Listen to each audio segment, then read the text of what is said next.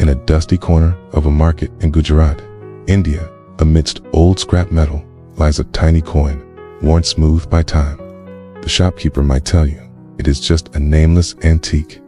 But if that coin could speak, it would tell you an earth-shattering story. It was not minted by white Western kings, nor by wealthy Indian Maharajas. It was created by hands as black as ebony, men from across the ocean, men whom history often labels as slaves. But here, they were kings. They were warrior merchants who dared to challenge the mightiest empires to determine their own economic destiny. This is the story of black men who minted coins, who ruled, and who rewrote the rules of the game in Asia. Welcome to a forgotten epic. If you yearn to rediscover the great missing pieces of black history, hit subscribe, like, and leave your thoughts below. Your support is the fire that keeps this journey going. Let the journey begin. Chapter 1. Call from the Black Ocean. The ocean has never been a wall of separation for souls yearning for freedom and eyes that look beyond the horizon. The ocean is a bridge, a great highway connecting destinies and civilizations. Thousands of years ago, before Western history books could even dry their ink to write about explorations, the Indian Ocean was already the stage for a grand play, where wine-filled sails carried not just spices and gold, but humans bearing the hot blood of the dark continent. We are often taught that black people left Africa only in the chains of slave ships bound for the Atlantic. That is a painful omission, a disastrous blank space in human consciousness. For on the other side, towards the rising sun, there was another migration, a journey far more proactive and filled with pride. The land of Gujarat, situated in western India, is like a hand open to receive the monsoons from the Arabian Sea. Since ancient times, this has been the navel of the commercial universe. Here, the voices of all nations blended in noisy markets. The smell of curry mixing with frankincense from Oman and ivory from Zanzibar. It was into this cultural melting pot that the first black people stepped. They did not come to bow their heads. They came for the call of opportunity. They were the Habshas or Sidis, hailing from the Horn of Africa, from the majestic Ethiopian highlands. The history of Asia's economic flow often overlooks them or mentions them only as faint shadows beside the thrones of Muslim or Hindu kings. But look closer at the panorama of the 15th, 16th, and 17th centuries. You will see those shadows were not small. They stood tall, broad-shouldered, hands gripping swords and purses alike. Their presence in Gujarat was no random accident. It was the result of an ancient trade network where black people played the role of master sailors. It's the only ones who understood the fickle temperament of the Indian Ocean monsoons. They transported goods, protected merchant ships from pirates, and gradually they realized that true power lay not in serving others, but in controlling the flow of currency and commodities. Gujarat at that time was a land of chaotic opportunity. Empires rose and fell like the tide, and in that chaos, the Sidis saw their path. They did not accept the status of hired hands. In their blood flowed the memories of ancient African kingdoms, the self-respect of warriors. They began to accumulate not just gold, but prestige, not just muscular strength, but political and economic acumen. Our story begins with those first footsteps on the sands of Gujarat. As they looked at the coins circulating in the market, coins bearing the shapes of foreign kings, coins that were symbols of others' control over their lives. Perhaps in that very moment, a bold thought ignited in the minds of the black leaders. That one day, they would no longer spend someone else's money. That one day, their faces, their language, or at least the mark of their power, would be stamped onto that precious metal. It was not just an ambition for wealth. It was a desire for identity. Because in the brutal world of trade and politics, whoever holds the coin holds the soul of the nation. And the children of Africa, in this foreign land, were preparing to execute the most spectacular overthrow, not with swords, but with the very tiny coins that would roll through history, challenging every prejudice about the place of black people in the global economy. Asterisk. To understand the men who would eventually hold the minting dies of Gujarat in their hands, we must first look back at the soil that birthed them. They did not spring from a void. They were children of the high country, the Abyssinian highlands, a place where the mountains pierce the clouds and where history is etched into the very stones. This was the land of Al-Habash, modern-day Ethiopia, and Eritrea, a civilization as old as time itself, where Christianity and Islam had danced a complex tango for centuries before Europe even emerged from its dark ages. The men who boarded the dhows sailing east were not blank slates. They carried within them the memories of the Queen of Sheba, the discipline of ancient armies, and a spiritual fortitude forged in the thin air of the Rift Valley when we speak of the African diaspora in Asia. The Western narrative often imposes a singular, suffocating lens, the lens of the victim. We are conditioned to see the black body in transit as a body in chains, stripped of agency, heading towards a plantation death. But the Indian Ocean trade was a different beast entirely. While it is true that many were taken against their will, caught in the jagged teeth of regional wars or slave raids, the nature of their exile was fundamentally different. In the Islamic world of that era, a slave was not merely a tool of production. A slave could be a general, an admiral, a minister, or a king. The journey across the treacherous waters of the Arabian Sea was certainly brutal, with the salt spray stinging open wounds and the horizon stretching endlessly like a cruel promise. For many of these Abyssinians, the destination offered a strange paradox, a loss of freedom that could eventually lead to absolute power. Imagine, if you will, the psyche of a young Habshi man stepping off the wooden planks of a ship onto the humid, bustling docks of Surat or Cambay. He is a stranger in a strange land. The language is a cacophony of Gujarati, Persian, and Portuguese. The gods here have many faces, unlike the singular divine presence of his homeland. Yet, he stands tall. He is physically imposing, often distinct from the local population, possessing a martial prowess that was highly prized. He is an exile, yes, but in his veins runs the blood of a survivor. He brings with him the Habshi reputational brand that, coup in the medieval markets of the East, was synonymous with loyalty, courage, and an unyielding spirit. They were not viewed as cattle. They were viewed as raw iron, waiting to be forged into the finest steel. It is crucial to recognize that this migration was not a singular event, but a steady stream that flowed for centuries. They came as sailors, as merchants, and yes, as bonded laborers. But unlike the chattel slavery of the West, which sought to dehumanize, the systems in the Deccan sultanates and the Mughal courts offered a ladder. A slippery, blood-slicked ladder, perhaps, but a ladder nonetheless. The Abyssinian exile looked at the chaos of Indian politics, chessboard of warring princes and shifting alliances, and saw a reflection of the Highland wars he had left behind. He understood this game. He knew that in a land where brother turned against brother for a throne, an outsider with no family ties, no clan loyalties, and no local political baggage could become the most valuable asset in the kingdom.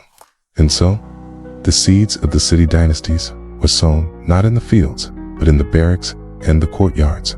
They quietly observed the flow of power. They learned the local dialects, mastering the art of silence and the art of violence. They were the strangers within the gates, but soon they would hold the keys to those very gates. The memory of their royal blood, real or imagined, became a psychological armor. They walked with the gait of men who knew they were destined for more than servitude. They were waiting for the moment when the wind would shift, when the masters would become weak, and the servants would step out of the shadows to claim the sun. This was the quiet gestation period of the Black Power in India, a time of building strength, of knitting together a community that was far from home, but never far from its own dignity. The transformation did not happen overnight, yet in the grand sweep of history, it felt like a sudden storm. The transition from stranger to savior, from servant to sovereign, began in the paranoid minds of the Indian sultans. In the fractured political landscape of the Deccan and Gujarat, trust was a currency rarer than gold. A sultan could not trust his own son, who might be plotting a coup. He could not trust his local nobles, who were always maneuvering for more land and influence. He could not even trust his own generals, who might defect to a rival kingdom for a heavier bag of coins. In this atmosphere of suffocating suspicion, the Habshi stood apart. The logic was cold and pragmatic, because the city had no local lineage, no ancestral lands to reclaim, and no complex web of cousins to appease. His loyalty could be absolute. He was beholden only to the hand that fed him. And thus, the sultans began to place these black men in the most sensitive positions of the empire. They became the custodians of the keys, literally and metaphorically. They guarded the royal harems, ensuring the sanctity of the bloodline. They stood watch over the treasuries, their imposing silhouettes casting long shadows over piles of rubies and diamonds. But most importantly, they were given the sword. To see a city cavalry unit in full charge was to witness a force of nature, clad in chainmail, wielding heavy lances and curved scimitars. They rode with a ferocity that terrified the local infantry. They were not fighting just for a paycheck. They were fighting for their place in the world. Their military prowess became legendary. It was said that a fortress held by a Habshi commander could never be taken by treachery, only by starvation. This reputation for martial excellence gave them leverage. The dynamic of power began to shift subtly. When the sultan relies entirely on his Praetorian guard for survival, who is truly the master? The man sitting on the velvet cushion, or the man standing behind him with the drawn blade? It was in the saltwater creeks of Janjira and the dusty plains of Sachin that this question found its answer. The cities were no longer content with being the muscle for someone else's brain. They began to organize. They formed their own networks of patronage, promoting their own kin, bringing more Abyssinians over from Africa to swell their ranks. They were becoming a state within a state. The term slave had become a technicality, a hollow word that bore no resemblance to reality. How can you call a man a slave when he commands an army of 5,000 men? How can you call him property when he governs a province, collects taxes, and dispenses justice? They were warriors in the truest sense, but they were evolving into something more dangerous to the established order. They were becoming politicians. They navigated the treacherous waters of court intrigue with the same skill they used to navigate the Indian Ocean. They played the Mughals against the Marathas, the Portuguese against the British, always positioning themselves as the indispensable pivot point. They understood that in a world of lions and tigers, the elephant strong, thick-skinned, and intelligent could hold its ground against anyone. This was the era where the black nobility of India truly crystallized. They began to adopt the titles of the Lankam, Nawab, Sidi. They wore the finest silks, drank from golden goblets, and patronized the arts. But beneath the veneer of courtly refinement, the warrior spirit remained dormant but alert. They knew that their position was precarious. They were surrounded by indigenous powers that viewed them with a mixture of awe and resentment. To survive, they had to be stronger, smarter, and more ruthless than the natives. They had to prove every single day that their right to rule was written in the steel of their swords. And as the central authority of the Mughal Empire began to fracture in the 18th century, the cracks in the system widened enough for these warrior guardians to step through and carve out kingdoms of their own. The stage was set for them to stop guarding the treasury and start minting the coins that would fill it. History abhors a vacuum. Yet it is in these empty spaces that the most fascinating stories are written. By the time the 18th century dawned over the Indian subcontinent, the colossal edifice of the Mughal Empire was beginning to groan under its own weight. It was a slow, agonizing crumbling. The great central authority in Delhi, which had once dictated the fate of millions with a single raised finger, was now paralyzed by succession wars, decadence, and the sheer impossibility of governing such a vast, fractious territory. In the distant provinces like Gujarat, the emperor's voice was becoming a faint echo, easily ignored. The grip of the iron fist had loosened, and the fingers were trembling. For the ordinary citizen, this was a time of terror, a time when the roads were unsafe and the tax collectors were rapacious. But for the city, this chaotic twilight was the dawn of their greatest opportunity. They possessed a unique clarity of vision that the indigenous nobles lacked.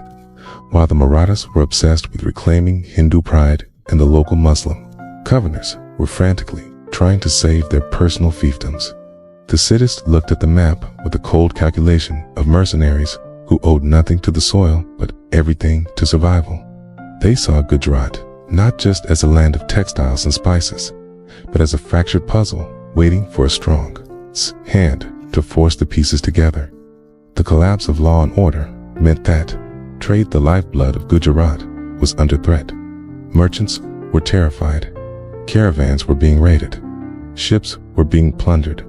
The breakdown of imperial protection created a market for security, and security was the one commodity the cities had in abundance. They stepped into this breach not as conquerors initially, but as protectors. It was a brilliant geopolitical maneuver. By offering protection to the wealthy merchants of Surat and the pilgrims sailing to Mecca, they legitimized their armed presence. They were no longer just soldiers of fortune. They became the guardians of the economy. This period marked a psychological shift. The cities stopped looking toward Delhi for orders. They realized that in this new world disorder, legitimacy wasn't granted by a firman from a distant emperor. It was seized by whoever had the strongest fleet and the sharpest swords. The vacuum of power sucked them in, pulling them from the periphery of history to its very center. They watched as the great lions of the Mughal court turned into toothless tigers, and they knew the time for serving was over. The anarchy of Gujarat was a forge, and in its heat, the city ambition was hardening into a resolve to rule, to carve out a sovereign space where they answered to no one but God and themselves. Power, to be real, must have a home. It cannot live forever in the saddle of a horse or the deck of a ship. It needs stone, mortars, and cannon. It needs a fortress, and the cities, with their unerring eye for strategy, set their sights on the most impregnable locations along the Konkan and Gujarat coast. This was not a random land grab. It was a surgical strike on the geography of control. Their masterpiece, the jewel in their crown, was the island fortress of Janjira, rising out of the Arabian Sea like a black beast of stone. Janjira was a miracle of military architecture, surrounded by the restless ocean. Its walls were battered by waves and history alike. Yet it never fell dot to hold Janjira was to hold the throat of the Konkan coast. The Siddhists turned this island into a bastion that defied logic, while the Marathas, the fiercest warriors of the Indian mainland, conquered vast swaths of territory. They smashed themselves against the walls of Janjira in vain. The great Maratha king Shivaji and his son Sambhaji spent years trying to dislodge the cities, king employing tunnels, naval blockades, and amphibious assaults. But the black admirals stood firm. They were masters of the sea in a way the land-based powers could never understand. They used the ocean as a moat and a highway. From the ramparts of Janjira, the city rulers looked down at the mainland armies with a defiant smirk, earning the grudging respect of their enemies and the title of Yakut Khan, Lord of the Sea. But their ambition did not stop at the water's edge. Further north, in the rich tapestry of Gujarat, they moved to secure a landed state, Sachin. Unlike the isolation of Janjira, Sachin was a strategic foothold near the bustling port city of Surat. By establishing the state of Sachin, cities transformed themselves from naval commanders into landed gentry. This was a crucial evolution.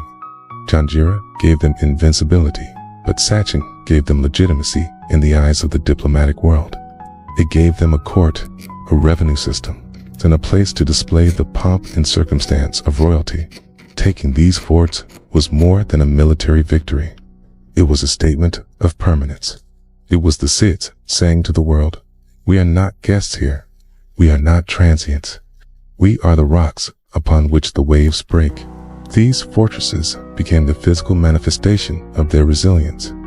Inside these walls, a unique culture flourished, a blend of African heritage, Islamic faith, and Indian custom. They built mosques, palaces, and most importantly, mints, secure behind the 20-foot thick walls of their strongholds. They could finally turn their attention to the ultimate expression of sovereignty, the economy. They had the sword, they had the shield, and now, from the safety of their stone giants, they prepared to mint the coin. Have you ever heard of the city Nawabs of Janjira? This isn't just a story about a fort. It's a tale of incredible resilience, strategic genius, and a bold move that challenged empires. It's the city Nawabs, descendants of African warriors, carved out a kingdom on India's western coast that remained unconquered for centuries. Their island fortress, Janjira, was a symbol of their military might, repelling attacks from the Marathas, the Portuguese, and even the British. But this story isn't just about swords and cannons.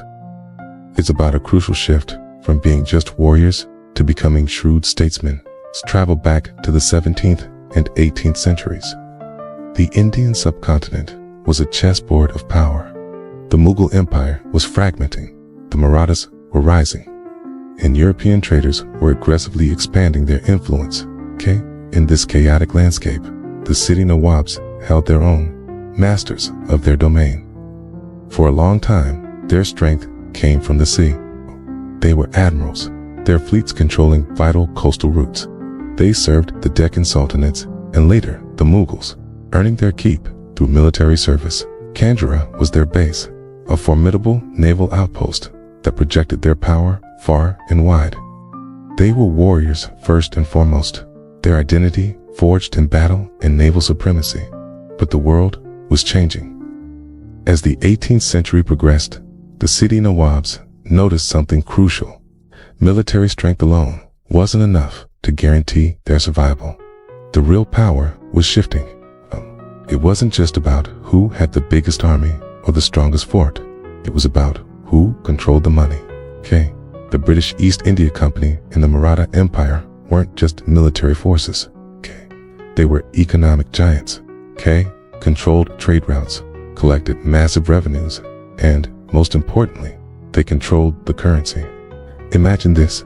You're a powerful ruler, but every time your subjects buy or sell goods, they're using coins minted by your rivals. Every transaction, every bit of commerce, indirectly strengthens the very powers you're trying to resist. The city Nawabs saw this happening. They saw how the British and the Marathas were using their economic monopolies to squeeze smaller states, making them dependent and slowly eroding their sovereignty. Relying on their currency was like feeding the hands that could one day choke them. This realization sparked a transformation. The Nawabs understood that to be truly independent, they needed economic independence. Their survival depended on breaking free from the financial grip of their powerful neighbors. They needed to control their own economy from the ground up. This was a radical shift in thinking. It was a move from a purely military mindset to a sophisticated understanding of statecraft and political economy. So, what did they do? They made a decision that was as audacious as any of their naval victories. They decided to mint their own currency. This might not sound like a declaration of war, but in the 18th century context, it was an electrifying act of defiance. Minting your own coins wasn't just about making money, It was a powerful statement of sovereignty. It was telling the world, we are an independent kingdom. We control our own destiny. Our economy answers to no one but us.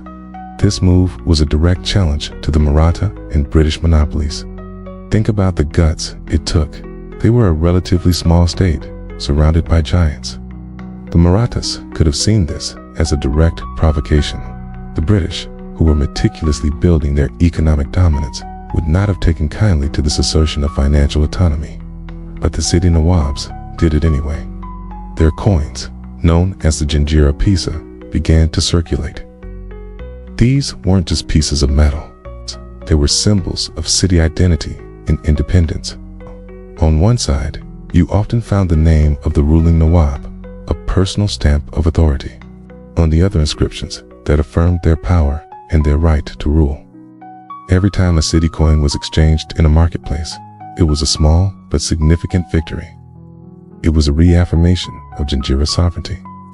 This wasn't just about pride though. It had practical, tangible benefits. By controlling their own currency, the Nawabs could regulate their local economy. They could stabilize prices, fund public works, can't pay their soldiers and administrators without relying on outside powers. It created a closed economic loop that strengthened the state from within. The revenue generated from minting, known as seigniorage, went directly into their own treasury, not into the coffers of their rivals. This strategic pivot from warrior to statesman is what makes the city Nawab story so compelling. They understood that the nature of power had evolved. They adapted, showing a level of political and economic acumen that is often overlooked in historical accounts that focus solely on their military prowess. They fought their battles not just on the high seas with cannons, but in the marketplaces with coins. This decision to mint their own currency was a masterstroke. It was a peaceful but potent form of resistance that allowed them to maintain their independence for far longer than many other small states in the region, while other kingdoms were being absorbed into the growing empires of the British and the Marathas. Janjira stood firm, an island of sovereignty in a sea of change.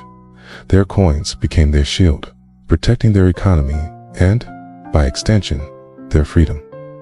The story of the city Nawabs and their currency is a powerful lesson in history. It teaches us that true independence is multifaceted. It's not just about military might. It's about economic self-reliance, cultural identity, and the courage to declare your sovereignty in every way possible. From African warriors to Indian Ocean admirals, and finally to astute statesmen who understood the power of a single coin. The city Nawabs of Janjira crafted a legacy of resilience that continues to fascinate us today. Their story is a testament to their incredible ability to adapt and thrive against all odds, proving that sometimes the most powerful weapon isn't a sword, but a symbol of economic freedom you can hold in the palm of your hand. Thanks for watching, and if you enjoyed this piece of hidden history, make sure to like, subscribe, and hit that notification bell for more stories like this. See you next time. Imagine holding a piece of history in your hand, a coin that tells a story not of kings and empires we all know, but of a forgotten African dynasty in the heart of India. This isn't a fantasy tale. It's the incredible, true story of the city people and their kingdom of Sachin. Our journey begins in the 18th century, a time of turmoil and shifting power in India. The mighty Mughal Empire was declining, and local rulers were carving out their own territories. Amidst this chaos, a unique state emerged near Surat, in what is now Gujarat. This was the Sachin state, founded in 1791, not by a Rajput or a Mughal noble, but by Abdul Hamid Khan, a man of African Sidi descent. The Sidis were descendants of East African people who came to India over centuries as merchants, sailors, and soldiers. They were known for their strength, loyalty, and maritime skills, often serving as elite guards and naval commanders for Indian rulers. But in Sachin, they weren't just serving, they were ruling. Now, what's one of the most powerful ways for a new ruler to declare we are here and we are in charge? It's by minting your own currency. And that's exactly what the Nawabs of Sachin did. In a world where the British East India Company and other major powers were trying to dominate trade and politics, creating your own money was a bold act of defiance. It was a statement of sovereignty. These coins weren't just lumps of metal, they were symbols. On one side, you'd often find inscriptions in Persian, the courtly language of the time, naming the ruling Nawab. On the other, the name of the Mughal emperor was sometimes included.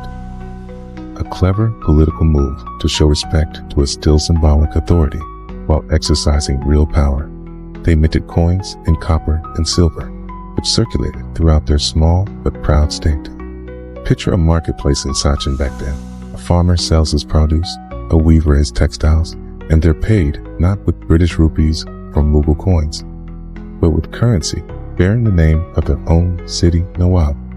This money wasn't just for trade, it was a daily reminder to the people of their unique identity and their kingdom's independence.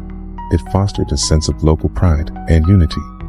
For over a century and a half, the Nawabs of Sachin ruled their state, navigating the complex political landscape of colonial India. They maintained their unique Afro-Indian culture and heritage, a living testament to the incredible diversity of the subcontinent.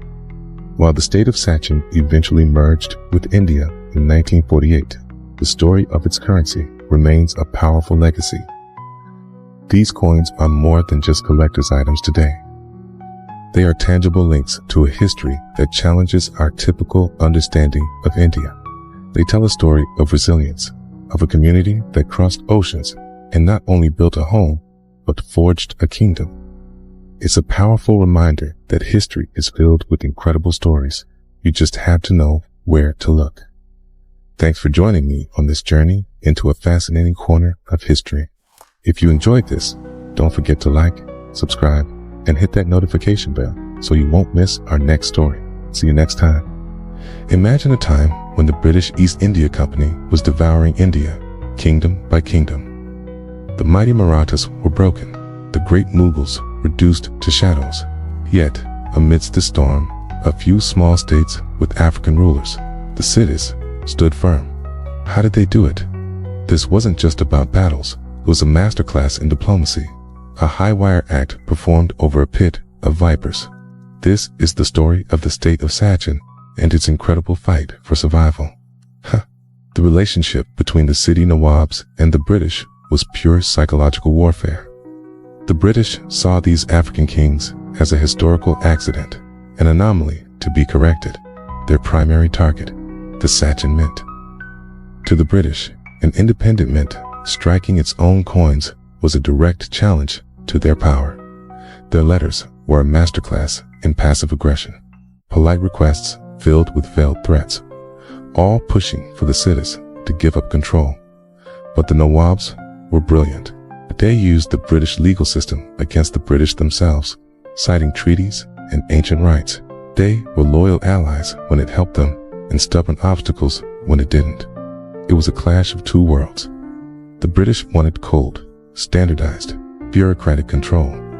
The city Nawabs ruled with personal charisma, as fathers to their people.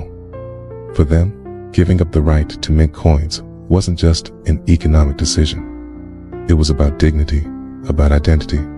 The Nawab symbol on a coin was a daily reminder of his power and his protection. The diplomacy was unbelievably tense.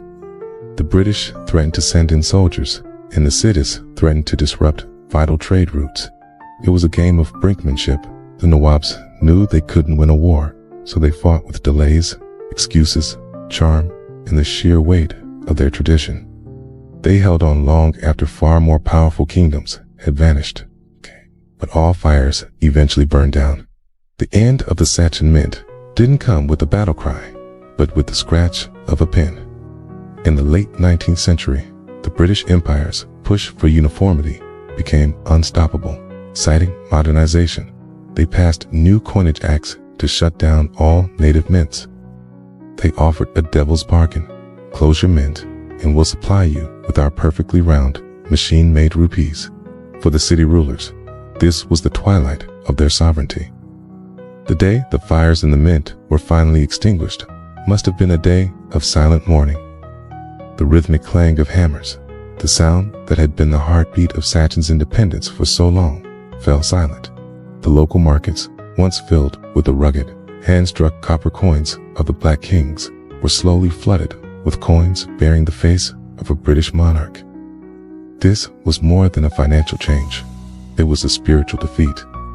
When a people lose their money, they lose a piece of their language. The coin was a daily reminder, we are here, we are strong. When that was replaced, the psychological landscape shifted. The Nawabs remained on their thrones, but they had been hollowed out, transformed from powerful rulers into ceremonial figures. The lion had not been killed, but its teeth had been pulled, yet hidden away in the pockets of villagers and buried under floorboards. The old copper coins remained secret talismans of a time when the sons of Africa ruled their own world. Thanks for watching. If you found this hidden slice of history as fascinating as I do, make sure to like, subscribe, okay? And hit that notification bell for more stories you won't find in the textbooks. Time is a cruel editor. It cuts, it pastes, and often it simply deletes. As the 20th century roared into existence, bringing with it world wars and the eventual independence of India, the story of the city Nawabs began to fade into the background noise of a new nation. The state of Sachin was integrated into the Indian Union. The royal titles were stripped, the privy purses were abolished, and the men who once held the power of life and death over a province became ordinary citizens in a democracy. The palaces, once echoing with the commands of African generals, fell into disrepair or were converted into government offices where clerks now stamp papers with the same bureaucratic indifference that the cities once fought against. Today, if you walk through the streets of Gujarat or the coastal villages of Karnataka, you might pass by a man driving a rickshaw or a woman selling flowers whose skin is the color of the midnight sky and whose hair curls like the waves of the ocean. They are the cities. They are the living, breathing remnants of this epic history. But tragically, much of the memory has been lost. Many descendants of the great admirals and mint masters now live on the margins of society. It's classified as scheduled tribes, fighting a new battle not for sovereignty, but for basic recognition and survival. The gold and silver have gone. Only the stories remain, whispered by elders in the twilight. However, the stones still speak. The crumbling ramparts of Janjira still divide the sea, a physical testament to black engineering and resilience. The tombs of the Nawabs in Sachin stand in silent dignity, their domes reaching for the heavens. These structures are not just ruins, they are archives. They remind us that there was a time when the Indian Ocean was a black lake, and when the politics of Asia were shaped by the intellect of Africa. The tragedy is not that the dynasty ended the dynasty's end. The tragedy is the amnesia. The world has largely forgotten that there was a black power in India that did not come in chains to pick cotton, but came in armor to rule kingdoms. We look at the poverty of the modern city community and forget the richness of their ancestry. We see the struggle, but we miss the sovereignty. And so, we return to where we began, the coin. That small, imperfect copper disc resting in the dust of a curiosity shop. It is no longer legal tender. You cannot use it to buy bread or pay a debt. But its value has transcended the economic. It has become a talisman of truth. In a world that constantly tries to shrink black history into a single narrative of oppression and slavery, this coin tells a different story. It tells of agency. It tells of a people who refused to be passive victims of history. When the world told them they were property, they became property owners. When the world told them they were savages, they became kings. When the empire told them to use imperial money, they built a mint and made their own. The story of the black merchants of Gujarat is a universal lesson in the power of self-determination. It teaches us that geography is not destiny. A man born in the highlands of Ethiopia can become a prince in the plains of India. It teaches us that economics is the ultimate battlefield of freedom. True liberation is not just the breaking of chains.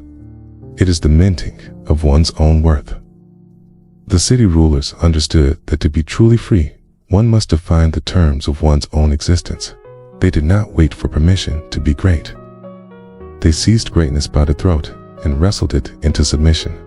As we close this chapter of the Arc of Ages, let us not look back with sorrow at a fallen kingdom, but with pride at what was achieved.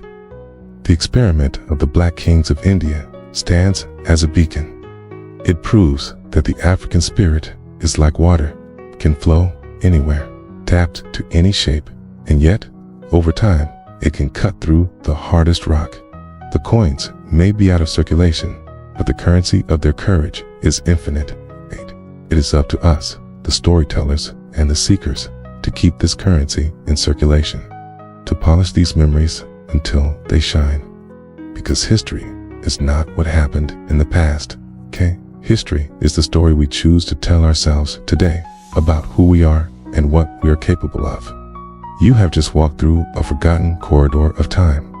The story of the city coin masters is just one thread in the vast, vibrant tapestry of Black history that covers the entire globe. History is not always written in books. Sometimes it is hidden in the silence of a ruin or the face of a coin. If this journey stirred something within you, if you believe that these stories deserve to be known, please stand with us.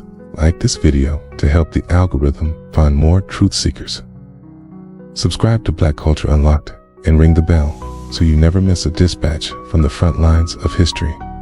And tell me in the comments, what other hidden chapters of Black history should we uncover next?